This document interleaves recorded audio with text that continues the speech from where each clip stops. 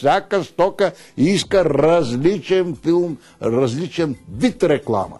За децата, как детските играчки? Детските играчки, закачливо, шеговито, мило така, както се разказва детска приказка на децата, разбира се, медицинската апаратура с малко по-строг тон, нали, така, по-делови, може да бъде и малко по-задълбочено, по-аналитично, защото хората за здравето си са наклонни малко по-дълго да слушат. Там може рекламите за медицинската апаратура и лекарства, въобще на здравните, там може да бъде малко по-дълга рекламата. Хората обичат там да им се обясни. За лека, за обувки и за дрехи няма нужда дълги обяснения.